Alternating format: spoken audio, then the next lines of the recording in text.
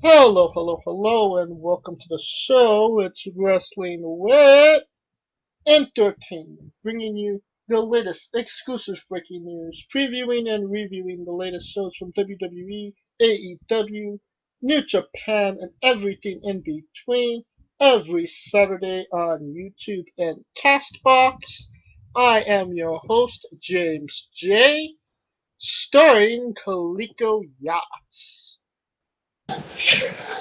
I have been to the tree of Joshua, and I have seen my vision of wrestling for the rest of the year. And I must say, we are back.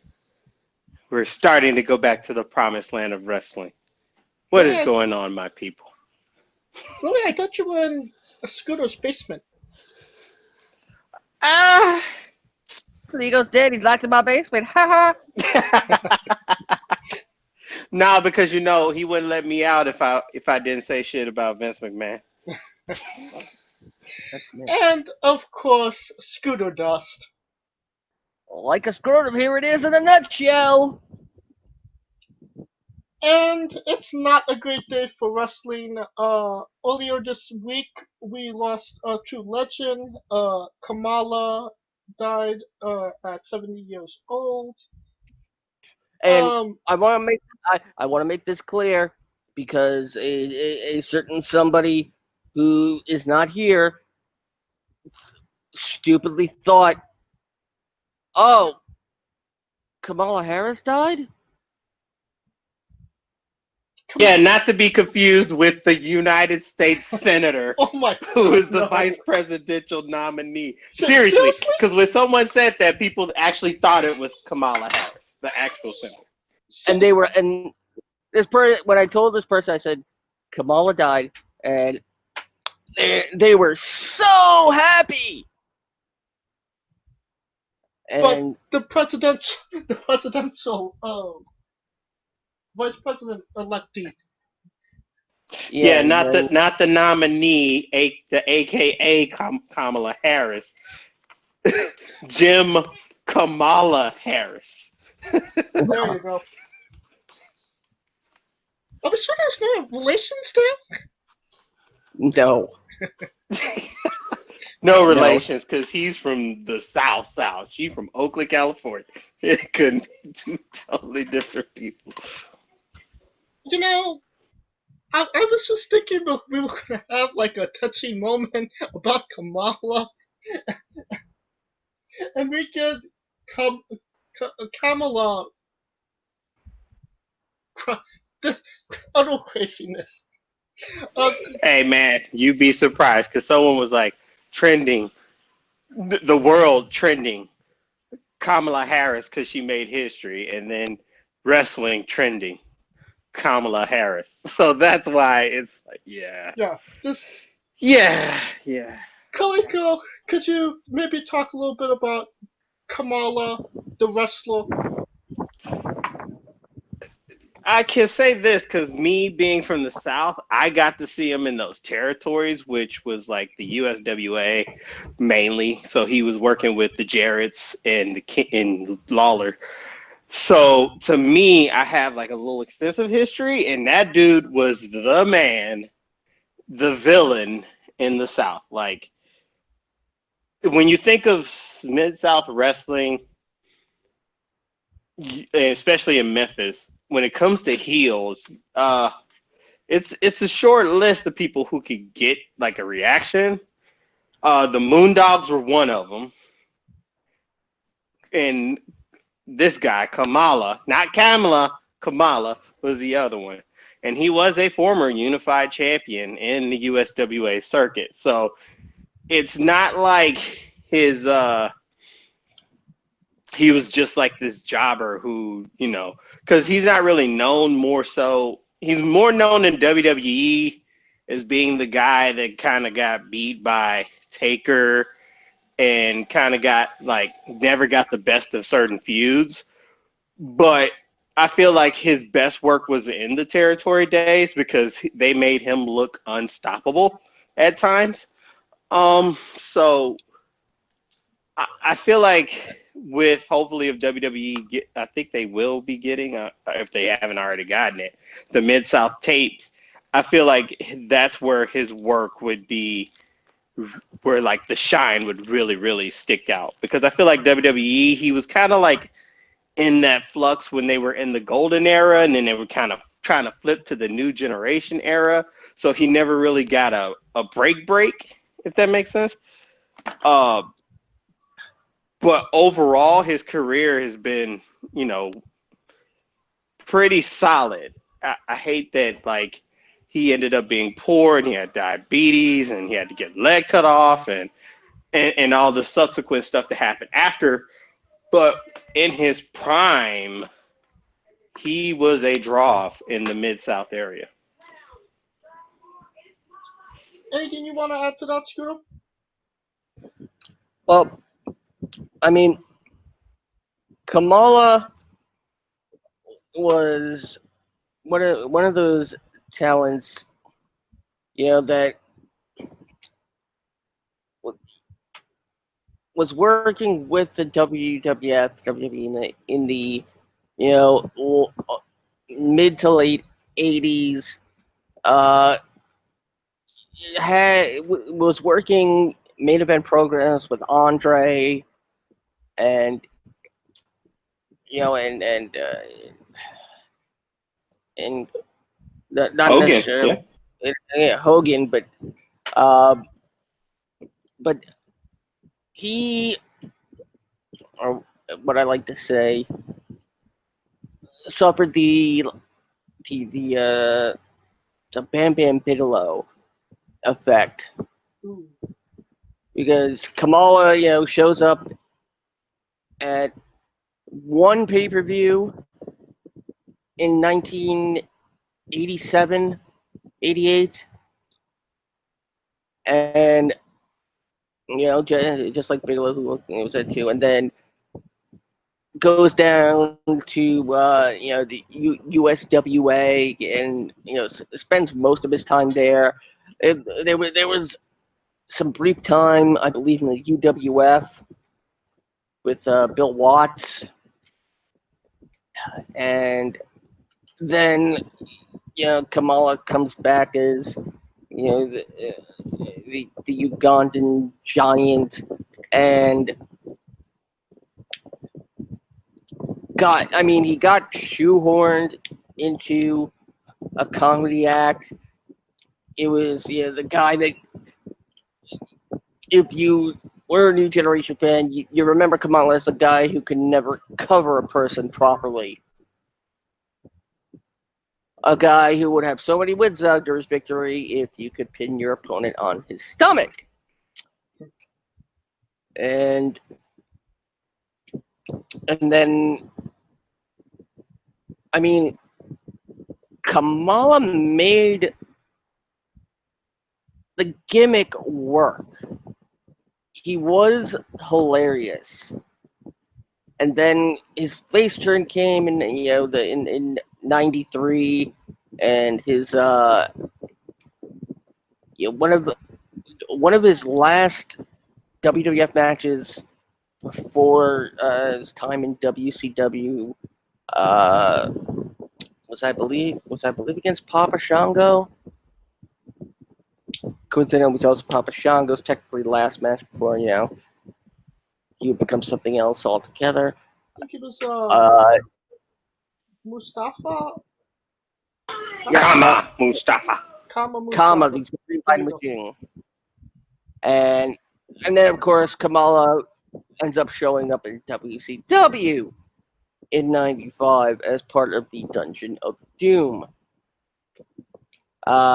Mostly because of Hulk Hogan.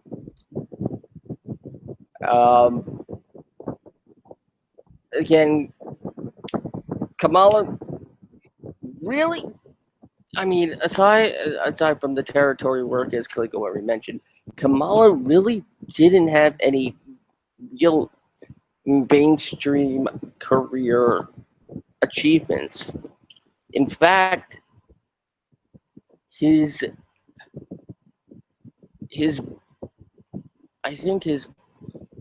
only mainstream title match was on Monday Night Raw against Shawn Michaels for the Intercontinental title in '93, and possibly there may have been a WWF Championship match against Yokozuna, which was interesting enough to say the least. Yes, it was. But it's still. I think he's did a bit of an impact. I mean, if he didn't, we wouldn't be talking about him right now. Oh, I'm not denying he made an impact. It's just. It's more territorial impact. Yeah, and he's more one of those superstars that unfortunately got forgotten. Yes. You know, yeah, to a degree. And kind of like him and Junkyard Dog. Yes, like if they were really allowed to work how they actually could, then things would probably have been a whole lot different. And Chris Jericho, a heel on TV, but a great guy in real life, paid for the funeral for him. Not if you see what the people were talking about him at Sturgis, but that's a whole other topic. That's a whole nother day. But yeah, that's why but back to the Kamala. That's why I would hope that the USWA tapes would get bought some time by the WWE network, because I feel like a lot of the unsung heroes of that USWA, because it used to be a training circuit for the WWF. So to me, I feel like that would show more of his shine, and a lot of other wrestlers who were probably bigger in those USWA days. I think slowly but surely we're getting there with the old tapes. We just got Evolve Wrestling, WWE, and in progress. In progress. WXW. Yeah. The progress, though, I'm looking for. Ooh.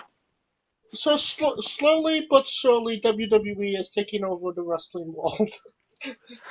Honestly, and as much as people can say bad shit about that, to me, I feel like they're preserving a lot of the history, because they easily could have been like, fuck it, it's WWE or nothing.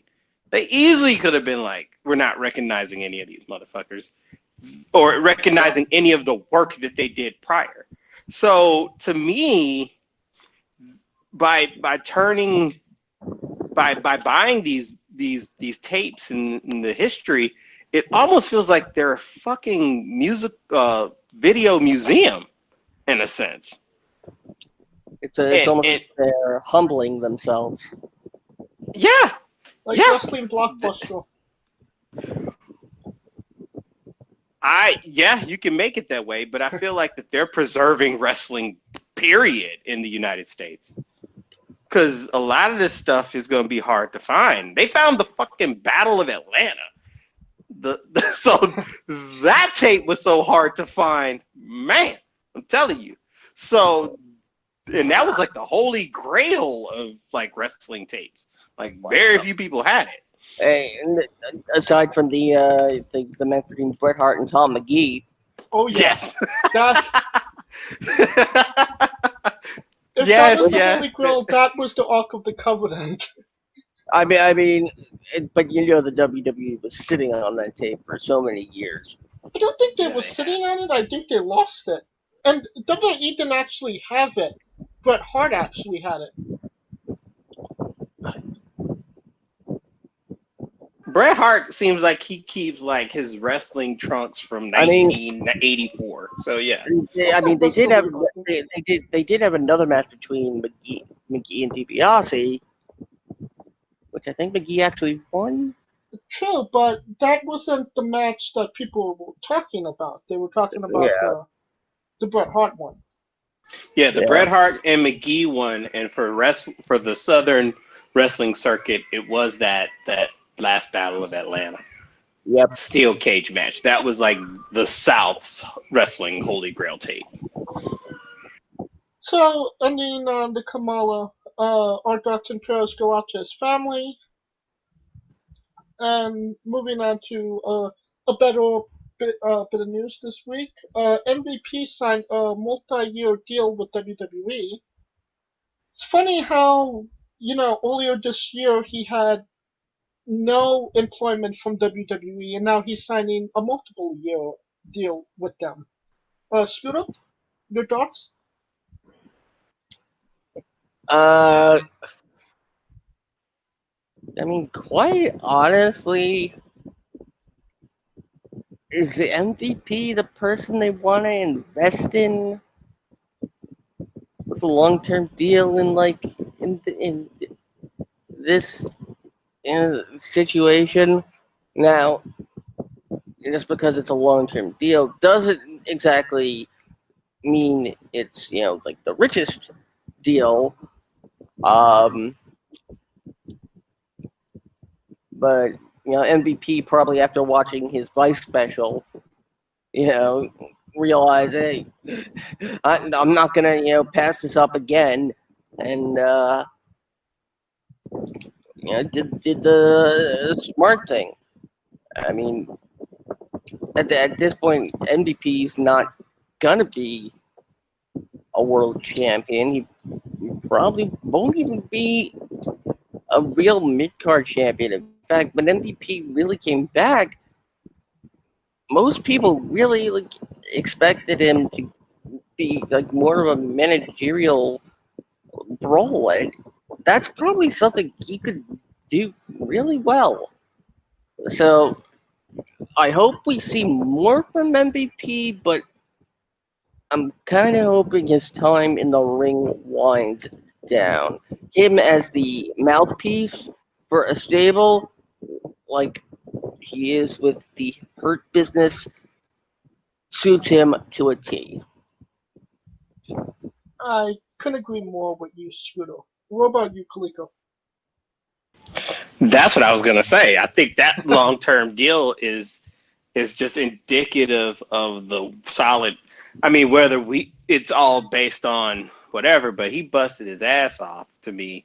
I feel like and it made sense for him to go against Apollo because you didn't want to give another loss to Bobby.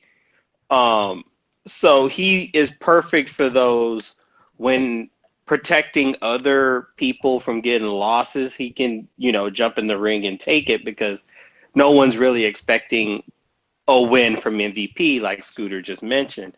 Like the But yeah, as Bushi a of mouth, LIJ.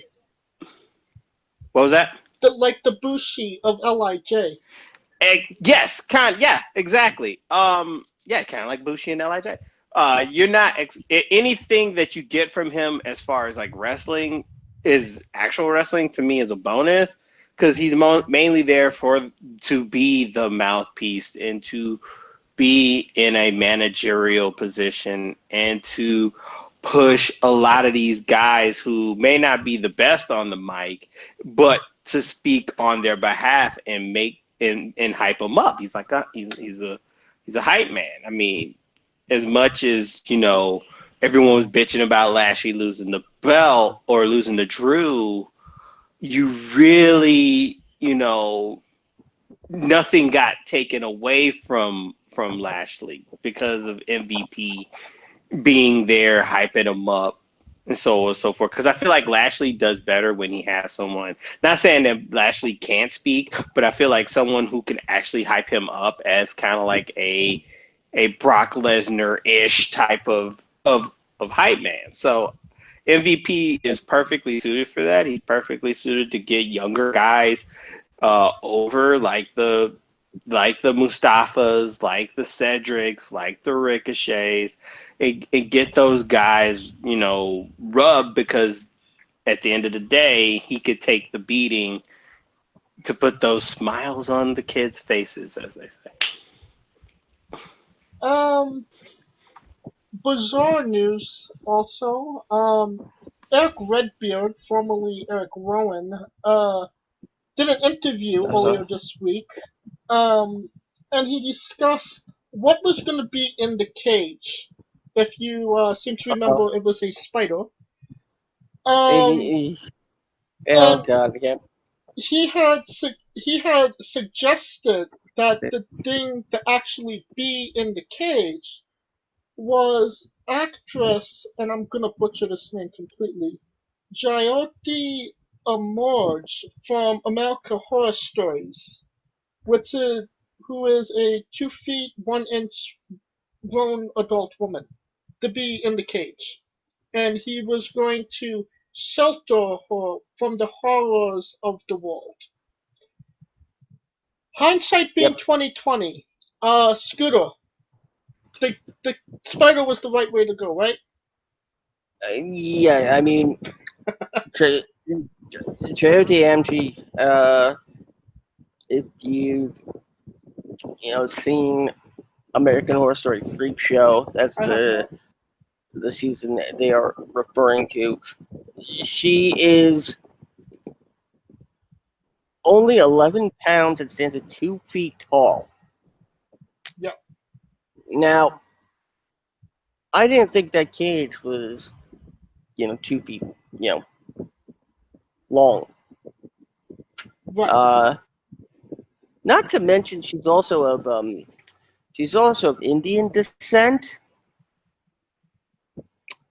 So if this had come to pass, we probably would have seen a much earlier social justice uprising.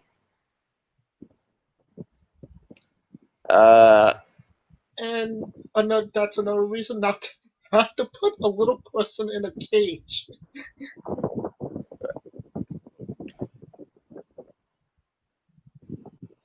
Yeah,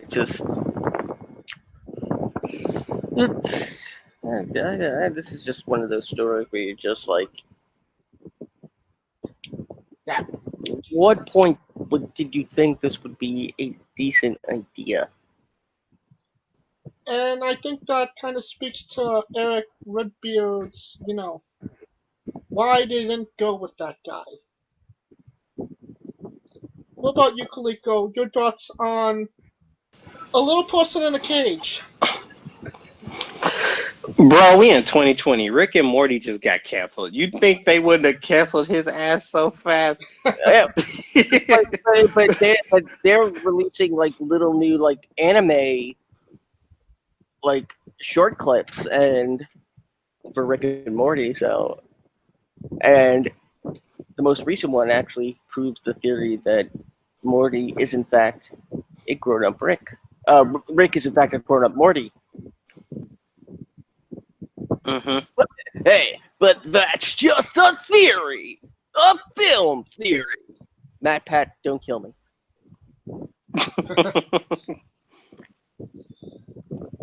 Yeah. Next on the bracket, Mickey James, return. I didn't even realize that she was still employed by WWE. Oh Yeah, yes. Oh yeah. Oh yeah, she is. Woo-woo. but one, they made a. Didn't they make some big fuss about her finally retiring? And two, wasn't she pregnant again? No, apparently No, she was injured. Yeah, Marvin. I could have sworn we were talking about her being pregnant again.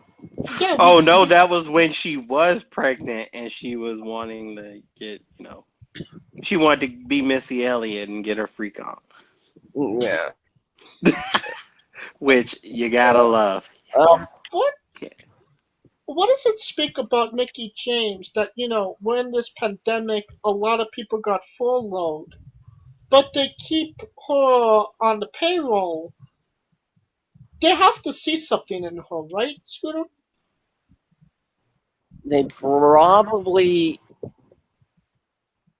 want to put her in charge of probably the trainer. You think that she would do well in that role? Yeah. Oh, absolutely. I mean, along with her and what's her name, Sarah Del Rey? Yeah. Or was she from? Yeah, her and Sarah Del Rey teaching the WWE Women's Division is that's absolute gold right there. What about you, Kalika? What are your thoughts? Well, to me, Mickey is one of those very, very, very, very beautiful women. Uh, Wow, she could three do no varies. wrong in my eyes. She could do no wrong in my eyes. Shit. But to see her come back and like fight Natalia, who's kind of going through I'm not gonna say identity crisis, but they're just trying to figure out what to do with her because she's kind of like a solid hand. And for her to get the whatever she's doing off the ground, that's not the worst thing that could happen. Everybody else is kind of in their own little stories, if that makes sense. So to get someone who, well, if they take the L, no one's gonna yell, Mickey James deserves better. So I get the point that they're using with her, and she serves well for that role. Nothing wrong with that at all. And plus, it's Mickey, man. More Mickey is all good with me. I think you might be a little biased, though. Not biased, just realist. Um, NXT will be doing a takeover in October, and it's rumored that it's going to be Halloween Havoc themed. With the Great American Bash and the In Your House themes coming back. Is there a really I good mean, opportunity? Is there a really good chance that this actually happens? if they bring back like the giant pumpkin with the entranceway and Slim Jims, Yeah, it could and work. and that giant like Atlas like guy, above with like his hands on, the Oh pumpkin. yeah, I know what you're talking about. Yeah, if they bring that back, and since they're moving all that shit to Amway Center anyway, they have a shot at it. And since apparently they are stealing my idea, I wouldn't say that they stole it. They just listened to you and said, yeah, "Hey, Hey, that virtual sounds." heads. I take it. I take it as a compliment. Yeah, I'm just waiting for the guys on the who are watching the shows, and you see them on the screen, but they're not wearing any pants, and God knows what they're doing underneath their desks. Oh, especially when Alexa Bliss comes out.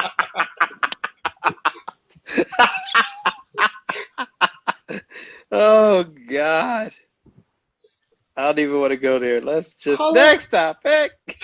Kaliko, Halloween Havoc. Good thing, bad thing, coming back. I mean, it's a good thing because they're trying to. It's kind of they can only do so much with Takeover, right?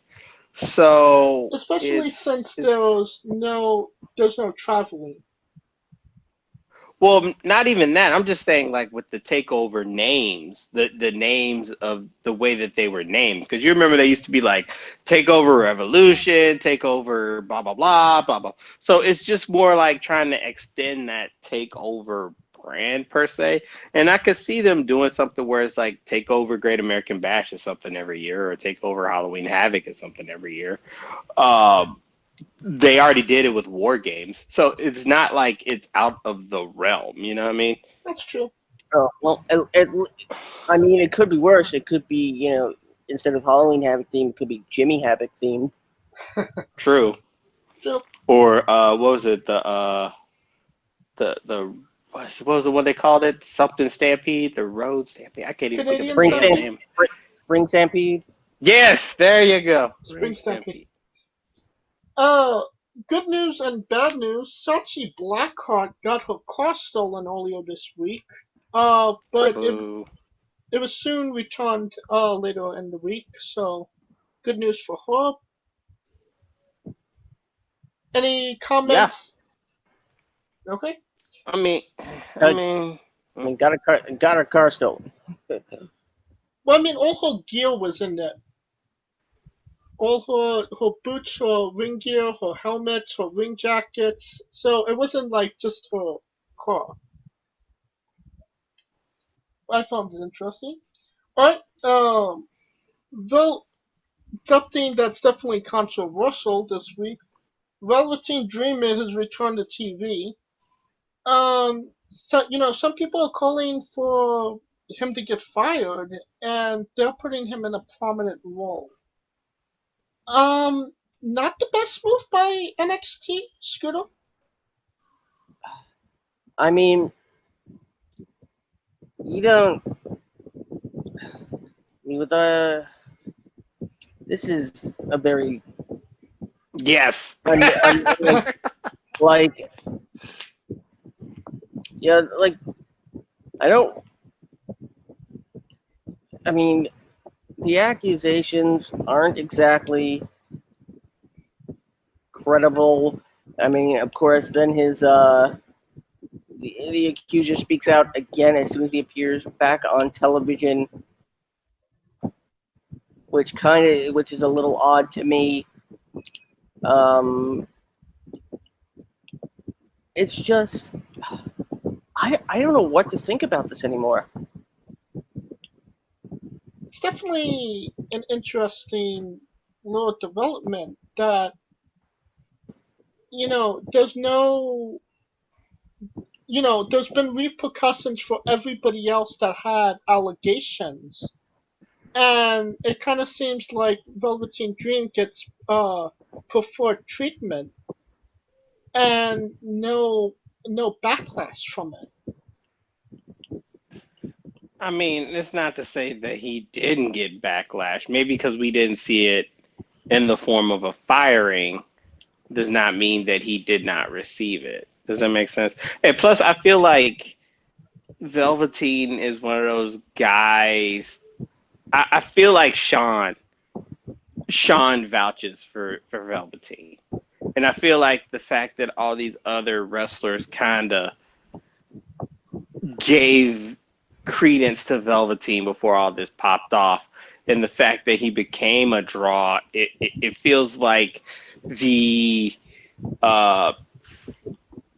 Triple H 97, the Triple H curtain call treatment, where like he's there, but we don't, he might be getting punished behind the scenes, and that's, and that's all I can say about it, because I'm not really gonna go into whether it's credible or not. That's not, up for us to decide. No. But when it comes to the wrestling aspect, we can only just go off, just think that he wouldn't be back on TV if some shit hadn't got dealt with. That's a fair assessment. Shit that didn't get dealt with. AEW releases Jimmy Havoc, B. Presley, and Sadie Gibbs a couple days ago. Kind of sucks for these three people. I don't remember Sadie Gibbs being in anything of this Me Too movement.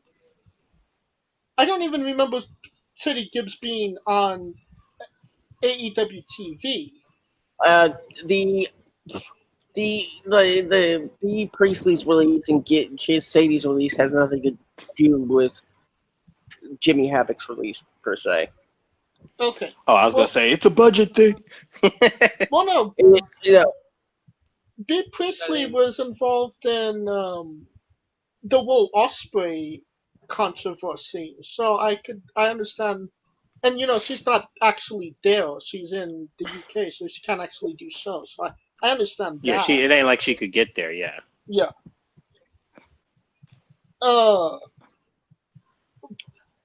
What are your thoughts on these three people getting released from AEW, Scooter?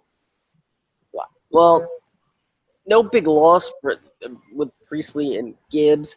Havoc, though, it seemed like AEW was gonna maybe try and push him, almost like he was gonna.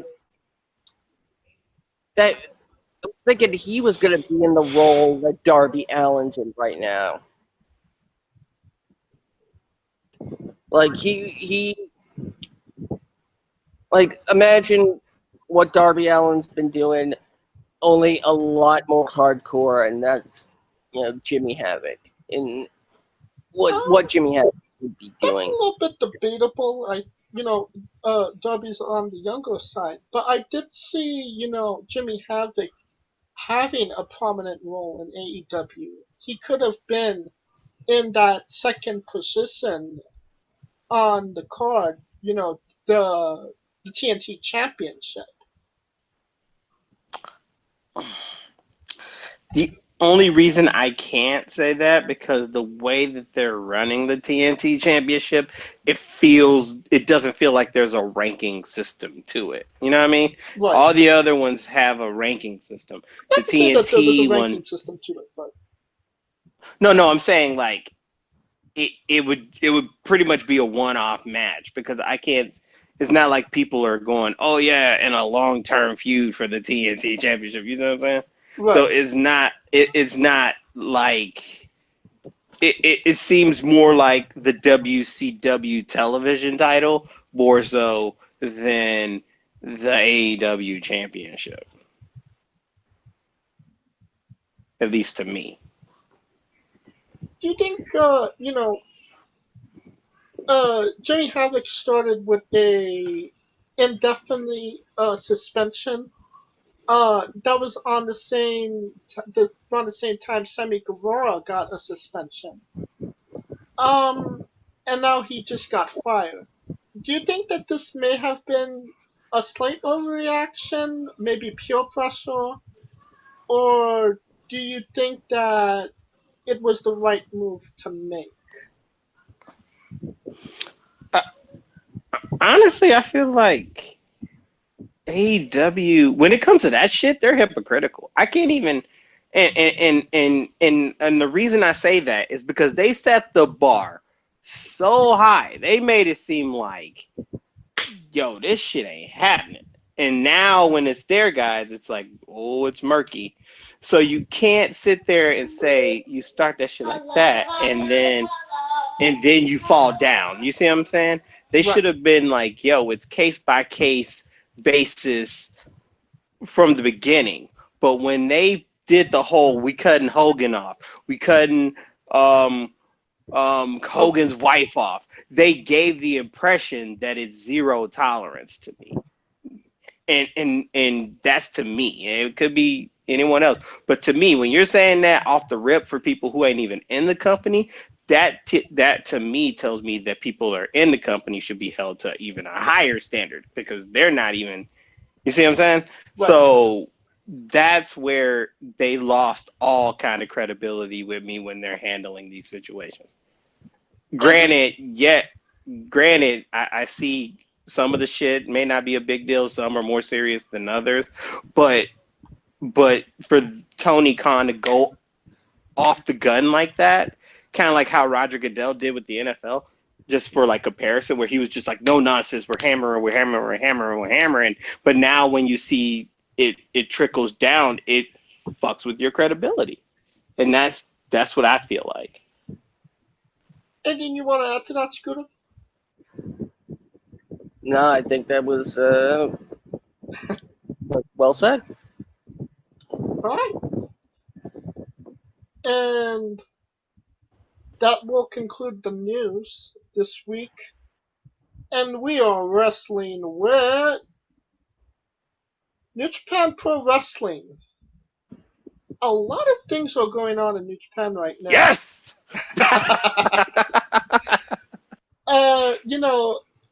Last week we had the debut of New Japan Strong.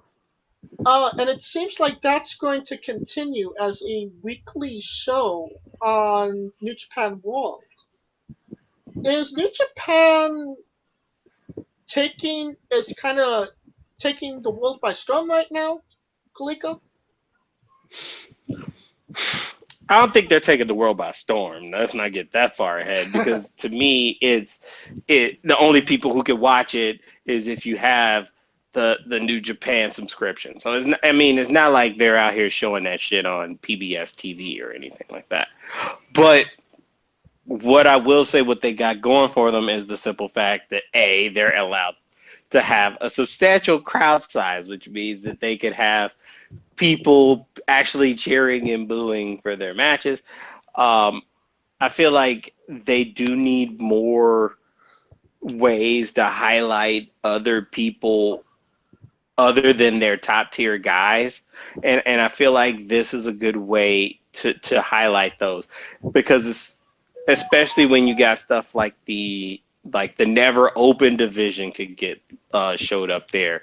The junior heavyweight tag team could get showed there. The fucking tag team heavyweight could get showed up there. The United States Championship could get showed. You see what I'm saying? So to me, I feel like it could be another avenue to highlight more of the other parts of the stories, especially if they're going with the whole Wrestle Kingdom 2-night permanently.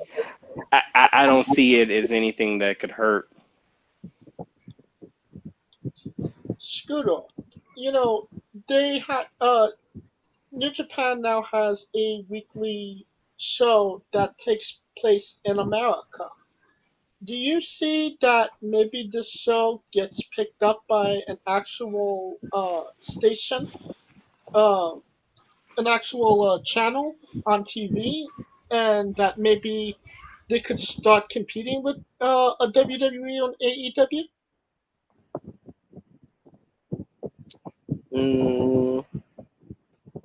Probably not.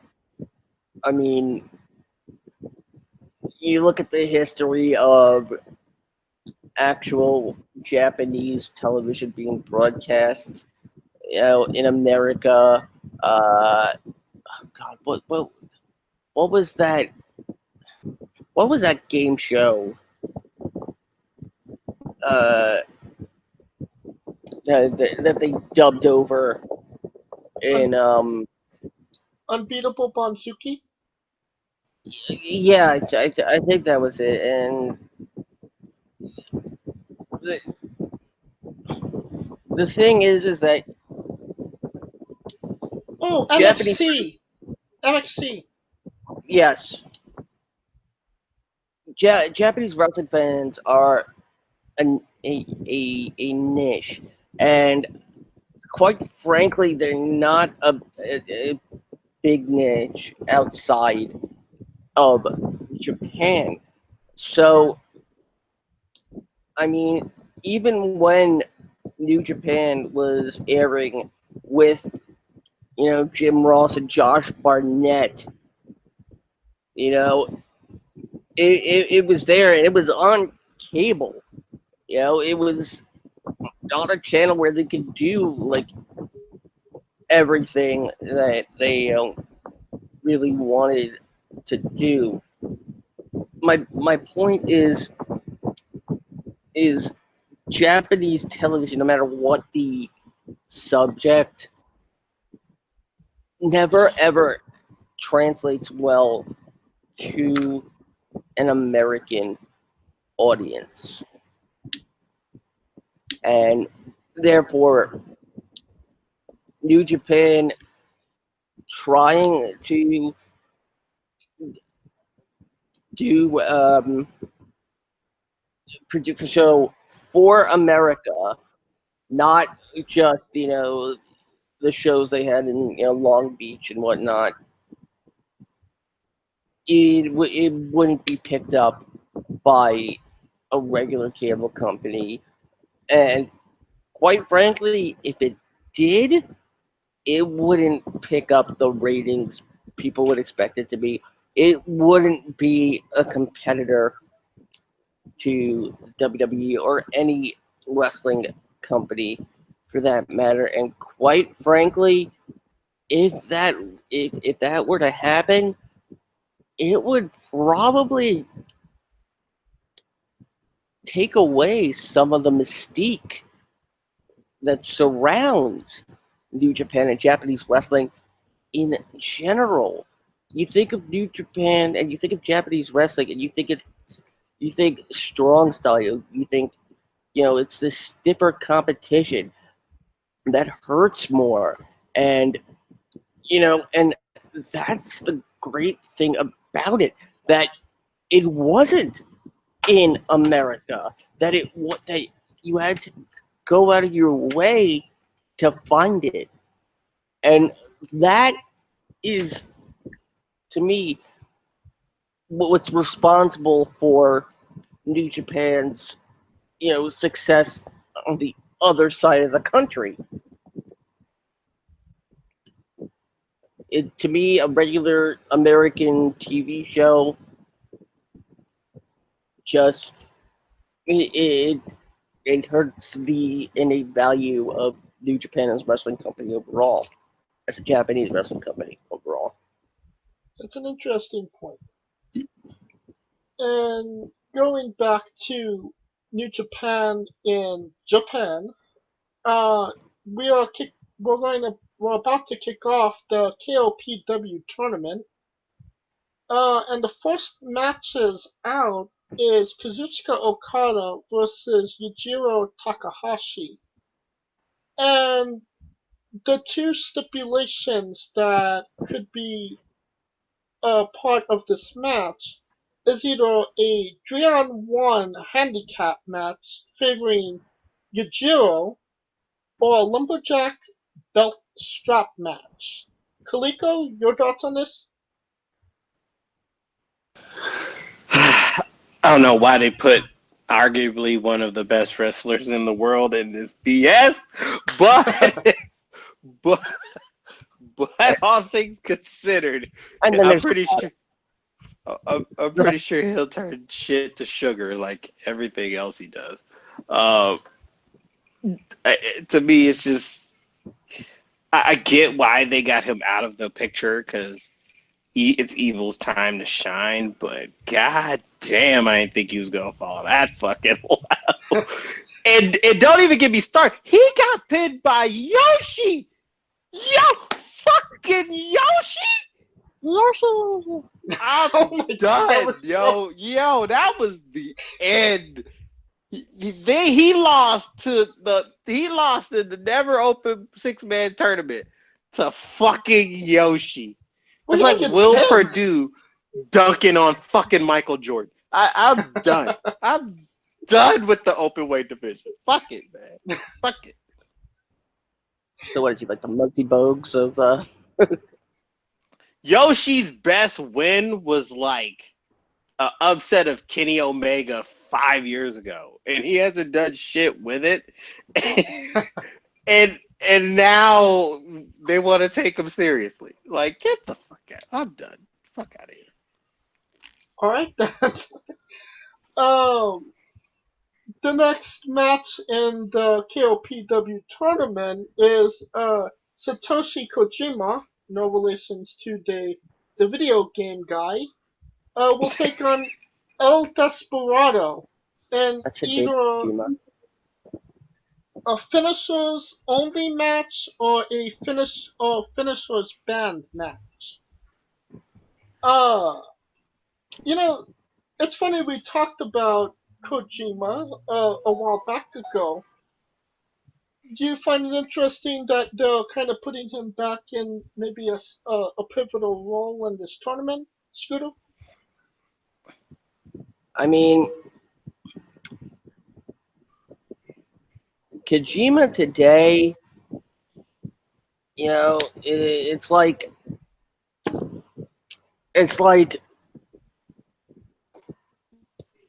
Antonio Inoki in '94, Tatsubi Fujinami in '91, '92.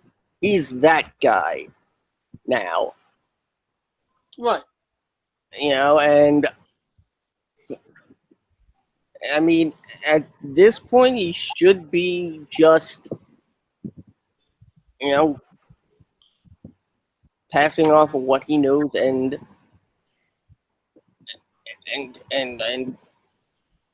working with whoever he wants. Probably shouldn't be anywhere near a title picture. And I mean, really, and please correct me if I'm wrong, it seems like most Japanese wrestlers who or try to make a comeback like Kojima is doing, they believe they have something they have yet to accomplish. Am I wrong on that? I Is there something left that Kojima has to prove? absolutely not.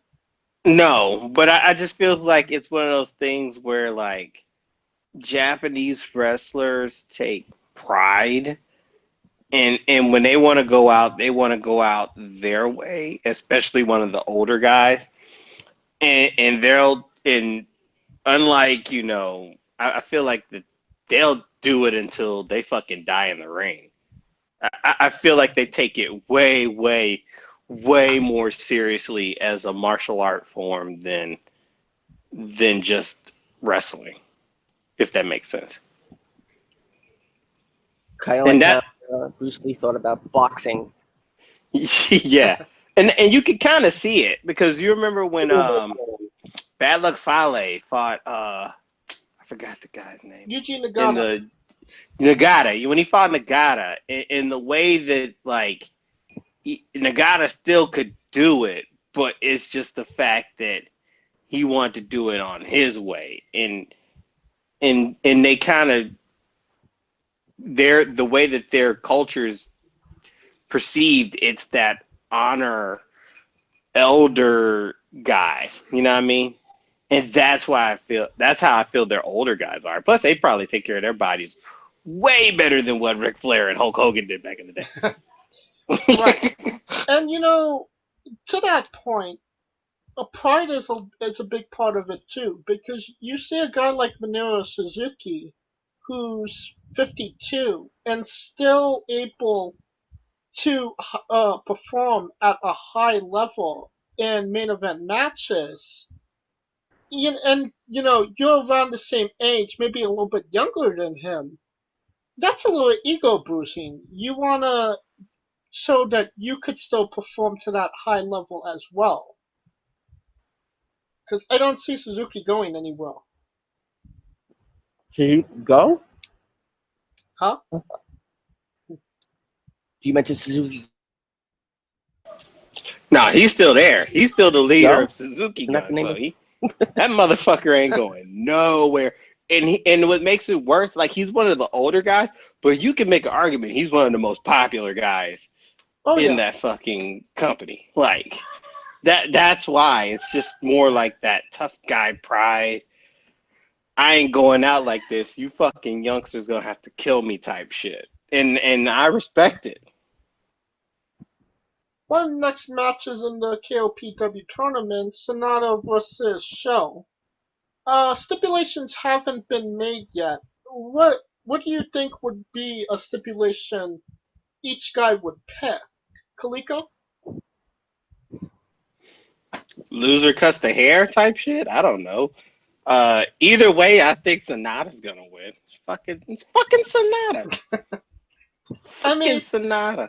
normally I would agree with you, Dale, but like every time you go with Sonata, he usually loses.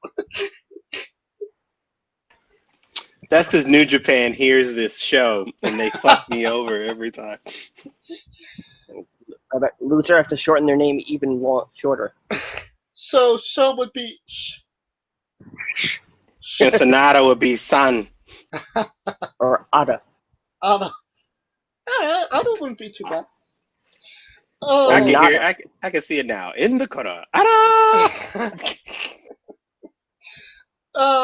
And the last match in the KOPW tournament, Yano versus Bushi. I can't even begin to think. What would be the stipulation both men would come up with?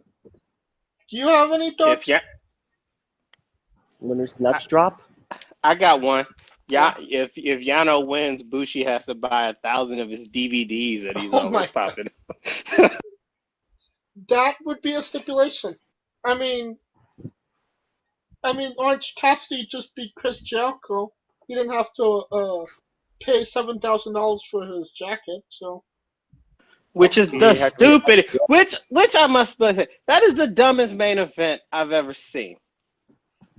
Not because it's Chris Jericho, but because that's the main event over like title matches and tag team night. Okay, got it.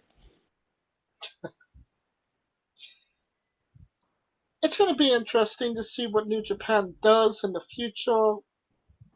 For sure, we will be covering it, especially the New Japan tournament in America, which we'll be covering next week, and the show in Jinju Stadium, and everything in between.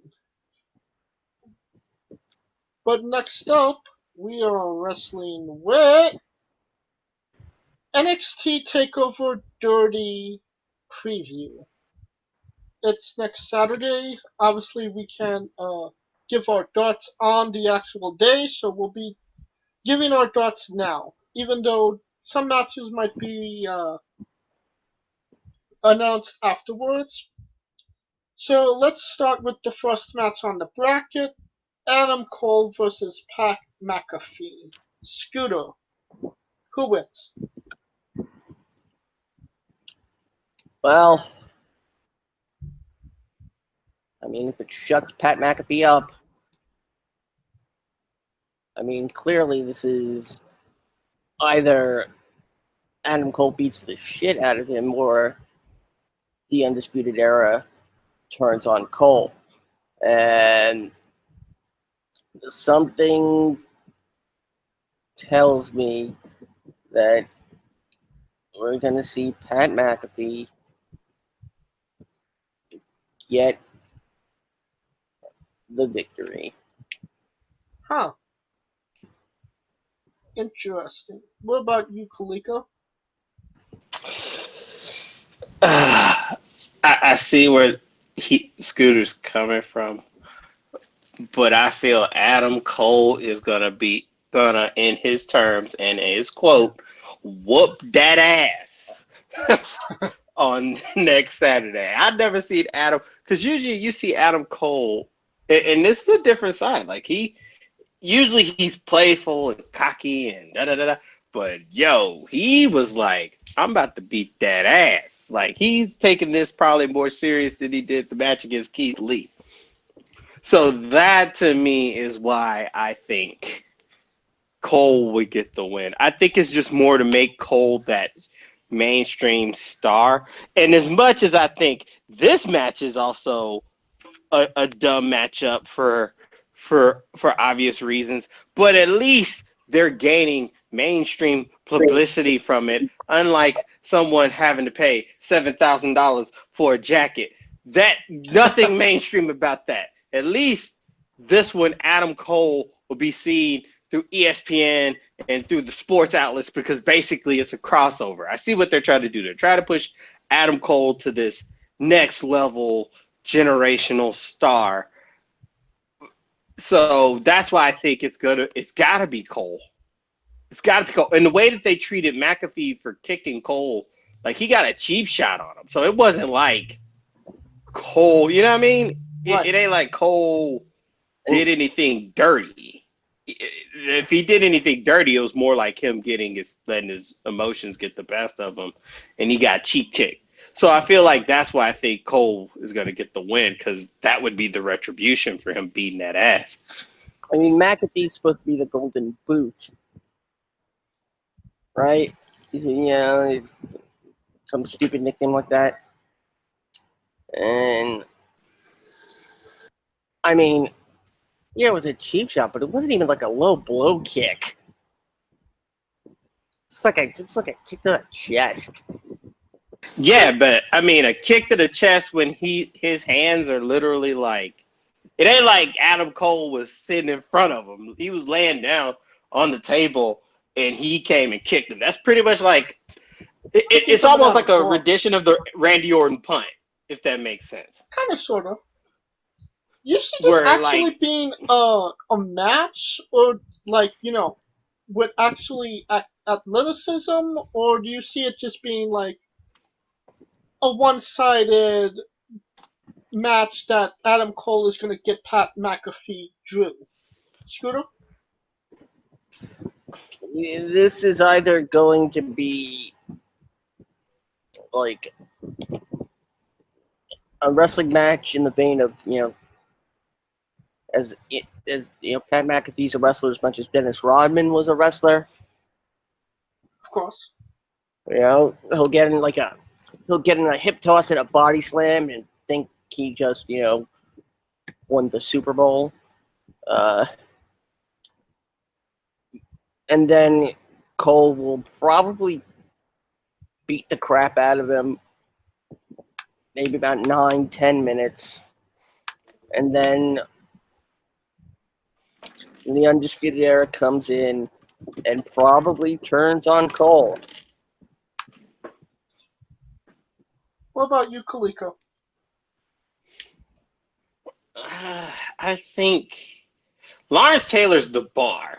So Lawrence Taylor was the bar as far as like a wrestling match with a football athlete. That actually, and I'm not gonna say, and that's a low bar.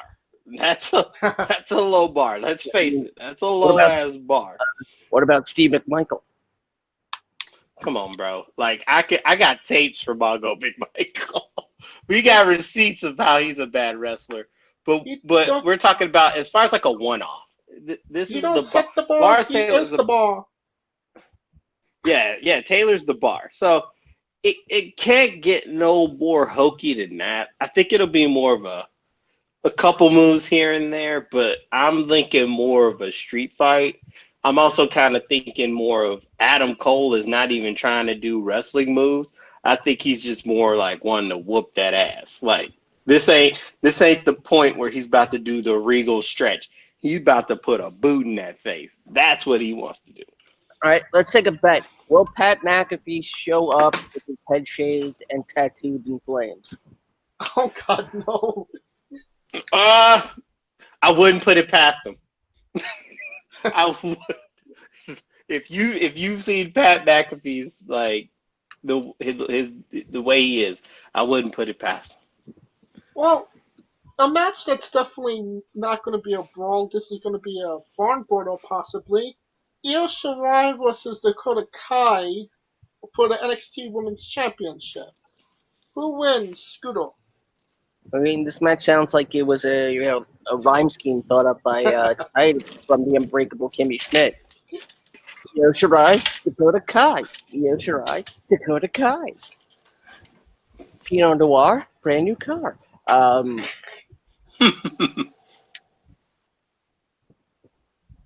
Yeah, I mean, God bless Dakota Kai's little pixie heart. Yeah, you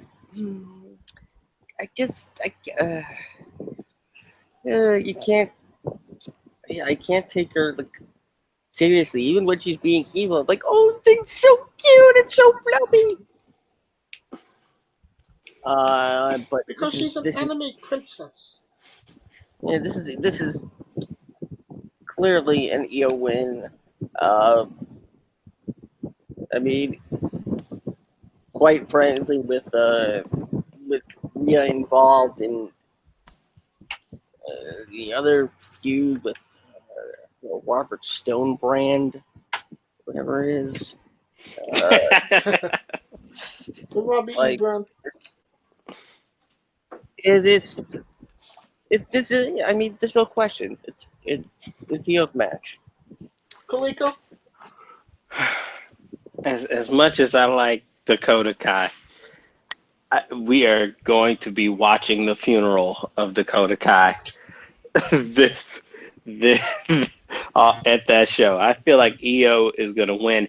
And the one thing and the only reason I say that is because the way that they promote EO, you see her, they let her speak actually in her language. They actually do certain things like with her promos to make it look like, yo, this is the standard bearer. This is the the flag bearer for the women's division. So to me, I feel it's Io's match to lose. I mean, she can't lose. It's hers to win. I don't think she's going to get any real trouble up until when a certain person gets in the title picture, and that's when her husband's going to be the NXT North American champion. Her husband is in New Japan. No, I'm talking about Candice LeRae. Oh, okay. I feel like Io is going to carry that belt up until when Candice is going to go for it, because I feel like that's the showdown that they're going for. If you look at how they promote Io and how they promote the Garganos. So to me, it feels like that's going to be a brew soon. Well, for now, Io's going to be the woman to beat. My heart says Dakota Kai. My brain knows it's Io Shirai. You know Io's going to win. She beat Sasha Banks, and Sasha Banks is like 88th champion now. So shit, she's got like 50 belts now. So what the fuck that tells you? Speaking of Sasha Banks, it was announced that Sasha Banks, yes, is going to defend against the World Championship against Asuka, and Bayley will now be defending the SmackDown Women's Championship against Asuka. Yeah. That's going to be interesting how that actually develops into a triple threat. I mean, Asuka's pulling double duty. But to me, I wouldn't be surprised if they had Asuka win both of them hoes. I would not be. Because I feel like they're trying to replace Becky. And the crowd is before crowds disappeared, Asuka was like this other cult force that couldn't be stopped. And I think she's going to be the next one. North American ladder match. Bronson Reed versus Damian Priest versus Cameron Grimes versus two extra mystery opponents. Wait, what'd you say? Bronson Reed, Damian Priest, Cameron Grimes, Johnny Gargano. Yeah, Gargano. See, so the way it's set up is a second chance match. So it's Gargano versus some dude, and you know Gargano's gonna win. And then you got Finn Balor versus Gargano or Rich Holland and Balor and Dream. Right. Yeah. So to me, this could go one of two ways. Either Gargano wins and gets it, or Cameron Grimes gets the North American title. Yes, thank you. I mean, considering that, half the people in the match could possibly not be from North America. Yes. So Cameron Grimes got a 50-50 shot just because he's from North Carolina. So yeah, I feel like Cameron, he would make the good chicken shit heel, and it's been a while since they had heels as champion, so it would be something totally new. And I mean, he's incredibly entertaining. He looks beatable. He looks like he shouldn't have it. And yeah, he wins. Yeah, that's the point. Like that would be the best reason for Cameron Grimes to win. What about I feel like that's what I think. I'm sorry. Continue, Kaliko. No, I feel like that's the way they would go. I don't know if Scooter would agree, but I feel like that's the way they would go. Given how much they've been getting behind Bronson Reed, I'm wondering if we're going to see that belt end up around, the thick boy. So you're going with Bronson Reed? Yeah, I'm going to go with Bronson Reed. Interesting. I feel like Reed would be there to get the title, and then Cameron snatches it away from him, starting the feud. That would be pretty logical. Just because it's new people. Next match, NXT Cruiserweight Championship. Santos Escobar versus Isaiah Swerve Scott. Who wins the match, Squiddo? Santos El Helper. Oh, I'm sorry, Santos Little Helper.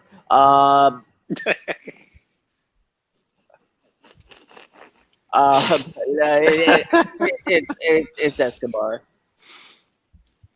What about you, Kaliko? Santos Terramana Escobar. No, Terramana's. Wait a minute. Terramana's Dwayne's tequila. Sorry. Escobar. Alright, well, that was a fast one. And our NXT Championship match, Keith Lee, champion, versus Karrion Kross. Who wins, Scudo? I really think it's probably too early to put the belt on Kross. Probably going to be some sort of cluster finish. So, yeah, Lee to retain. What about you, Kaliko? Lee. I think Lee, because you can't have Lee beat the longest reigning NXT champion in history and only have it for a couple months. That him beating Cole has to mean something. Shout out to Kaliko, sir. Yeah, I agree with you there. But the one thing that I would say is, when's the last time you had a Smosh finish at an NXT Takeover? A disqualification or a count out. So, this might be the first time. But do you see that this rivalry go to October for the Halloween Havoc show, where Karrion Kross is kind of that scary Halloweenish character? Would that work, Scooter? I mean, given what we saw on Wednesday with the brilliant screen trick contract that was flat when it went into the ring, and when Lee picked it up, there was something suddenly inside it. I would really probably expect, especially if they're going to bring back Halloween Havoc, to have Kross in some sort of a Halloween themed match. But do you see that with Keith Lee? Yeah, I meant, Keith Lee's the guy that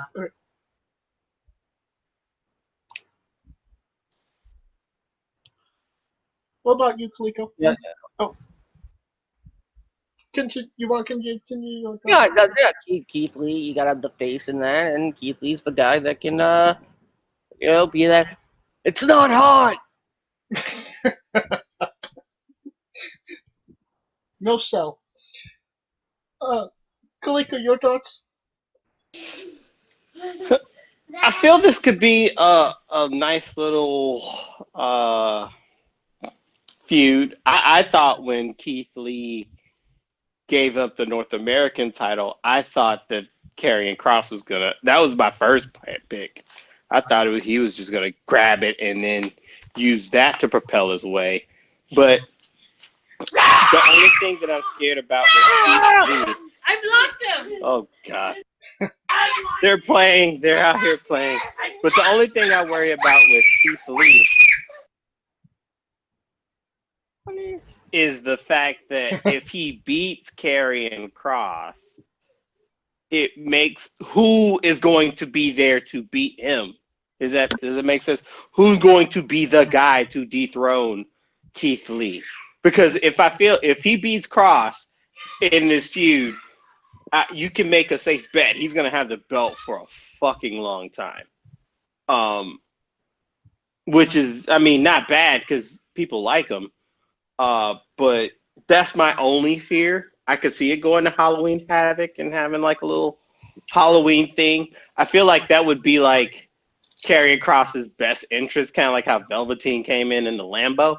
But but to me, that's my only fear. I felt like that Karrion Kross should have built it up, and he could have been the guy to supplant Keith Lee a couple months from now. I just feel, but then again, I get it. We're in this pandemic age, and they're trying to catch the attention of the people now, and you can only do so much. So, Keith Lee's gonna win, or it's gonna be like a DQ. The only way I couldn't see, I could see the hokiness that you're talking about, but the only way I don't see a hokiness is because the way Karrion Kross has been demanding Keith Lee the whole time, or demanding the championship shot the whole time. So that's the only reason I wouldn't see a hokey finish. I could see something like Keith Lee barely winning, and then he has to come back stronger than ever to beat Karrion Kross. But the one thing with takeovers, there's never been a in the middle finish. It's always been like definite. So I wouldn't see them buck that trend. All right, and we will be reviewing that show in 2 weeks. And next week we'll be covering everything SummerSlam, because that show will be the next day. And Scooter, how should people watch NXT Takeover 30 and SummerSlam? On a squash. Yeah, What, that vegetable? They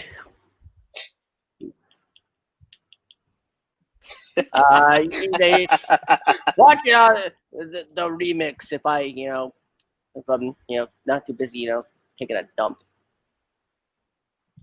Well, let's hope. Yes, there will be a remix for Takeover and for SummerSlam. And I'm sure we're all looking forward to watching NXT Takeover on the remix. For now, that will conclude our show. Please like, subscribe, comment, both on YouTube and Castbox. If you want to join in on the conversation, you can follow us on Twitter. You can find me at JamesJ993. Where can they find Kaliko Yachts?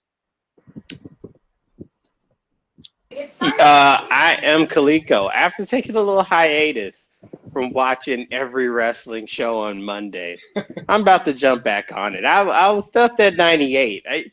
You can only do so much when you're starting from 93 on out, man. If you go all out, you go crazy. So we getting back on it, and we're gonna get into 98, and I'm gonna start tweeting some rando stuff that's been popping off, and like, yo, this shit happened in 98. Won't fly in 2020. Looking forward to that. And where can they find Scooter Dust? You can find me at onlyfans.com/wrestlingwithentertainment. Oh, OnlyFans. No, at Scooter Dust your, and at UNBS Wrestling. What's your rate? I'm giving the Trisha Paytas discount. Oh, I mean, I thought you was gonna do the free ones, and then they just buy whatever they like. No, I'm not that money hungry where I lock every post.